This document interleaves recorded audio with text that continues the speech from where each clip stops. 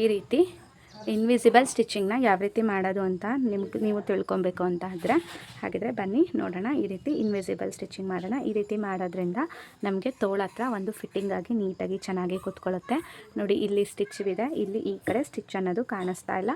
ಈ ರೀತಿ ಬೊಟಿಕ್ ಫಿನಿಶಿಂಗ್ನ ಯಾವ ರೀತಿ ಕೊಡೋದು ಅಂತ ತಿಳಿಸ್ಕೊಡ್ತೀನಿ. ಕರೆಕ್ಟ್ ಮೆಜರ್ಮೆಂಟಲ್ಲಿ ಕಟ್ ಮಾಡ್ಕೊಂಡಿರೋ ಲೈನಿಂಗ್ ಬಟ್ಟೆ ಇರುತ್ತಲ್ಲ, ಅದಕ್ಕೆ 1 ಇಂಚ್ ಅಥವಾ 3/4 ಇಂಚು ಎಕ್ಸಸ್ನ ಬಿಟ್ಕೊಬೇಕಾಗಿರುತ್ತೆ.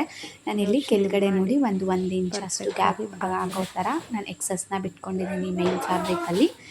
ಇವಾಗ ಗುಂಪಿನ ಹಾಕಿ ನಾನು ಮೊದಲಿಗೆ ಮೇನ್ ಫ್ಯಾಬ್ರಿಕ್ ರೈಟ್ ಸೈಡ್ ಮೇಲೇ ಈ ಲೈನಿಂಗ್ ಬಟ್ಟೆನ ಪ್ಲೇಸ್ ಮಾಡಿಕೊಂಡು ಇವಾಗ ಒಂದು ಸ್ಟಿಚ್ ಹಾಕ್ಕೊತಾ ಇದ್ದೀನಿ. ಕೆಳಗಡೆ ಒಂದು 1 ಇಂಚಷ್ಟು ಎಕ್ಸ್ಟ್ರಾ ಇದೆ ಮೇನ್ ಫ್ಯಾಬ್ರಿಕ್ಕು. ಇದೇ ರೀತಿನೇ ನೀವು ಇಟ್ಕೊಳ್ಳಿ. ಇದಾದಮೇಲೆ ಲೈನಿಂಗ್ ಬಟ್ಟೆ ಏನಿರುತ್ತೆ ಅದನ್ನು ಓಪನ್ ಮಾಡಿಕೊಂಡು ಮೇಲ್ಗಡೆ ಒಂದು ಅಪ್ಪರ್ ಸ್ಟಿಚ್ನ ಹಾಕ್ಕೊಬೇಕು. ಇವಾಗ ಮೇನ್ ಫ್ಯಾಬ್ರಿಕ್ಕು ನಮ್ಮ ಲೈನಿಂಗ್ ಬಟ್ಟೆ ಏನು ಓಪನ್ ಮಾಡ್ಕೊಂಡಿರ್ತೀವಲ್ಲ ಆ ಕಡೆಗೆ ಟರ್ನ್ ಆಗೋ ರೀತಿ ಮೇನ್ ಫ್ಯಾಬ್ರಿಕ್ನ ಒಂದು ಫೋಲ್ಡಲ್ಲಿ ಸ್ಟಿಚ್ ಮಾಡ್ಕೊಳ್ಳಿ. ಈ ರೀತಿ ಲೈನಿಂಗ್ ಬಟ್ಟೆ ಕಡೆಗೆ ಫೇಸ್ ಆಗೋ ಥರ ಸ್ಟಿಚ್ ಮಾಡಿಕೊಂಡ್ರೆ ಆ ಸ್ಟಿಚಿಂಗು ಸಹ ಲೈನಿಂಗ್ ಬಟ್ಟೆ ಒಳಗಡೆ ಸೇರ್ಕೊಳ್ಳುತ್ತೆ. ಹಿಂದೆಗಡೆ ಕ್ಲೀನ್ ಫಿನಿಶಿಂಗ್ ಬರುತ್ತೆ.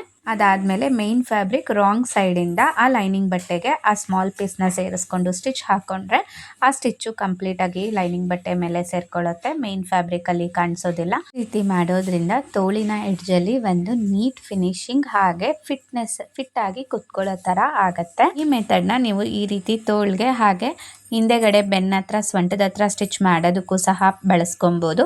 ಸೊ ಇದರಿಂದ ಕ್ಲೀನ್ ಫಿನಿಶಿಂಗ್ ಬರುತ್ತೆ. 2 ಪಟ್ಟಿನ ಕಟ್ ಮಾಡಿಕೊಂಡು ಮಾಡೋದಕ್ಕಿಂತ ಇದು ಬೆಟರ್, ಹಾಗೆ ಕ್ಲೀನಾಗಿ ಬರುತ್ತೆ ಅಂತಲೇ ಹೇಳ್ಬೋದು. ಈ ವಿಡಿಯೋ ಏನಾದರೂ ನಿಮ್ಗೆ ಇಷ್ಟ ಆದರೆ ಯೂಸ್ಫುಲ್ ಅಂತ ಅನ್ಸಿದ್ರೆ ಒಂದು ಲೈಕ್ ಕೊಡೋದನ್ನು ಮಾತ್ರ ಮರಿಬೇಡಿ. ಹಾಗೆ ಇನ್ನು ಹೆಚ್ಚಿನ ವಿಡಿಯೋಗಳಿಗೆ ನನ್ನ ಚಾನಲ್ನ ಸಬ್ಸ್ಕ್ರೈಬ್ ಮಾಡ್ಕೊಳ್ಳಿ. ವಿಡಿಯೋ ನೋಡಿದ್ದಕ್ಕಾಗಿ ಧನ್ಯವಾದಗಳು.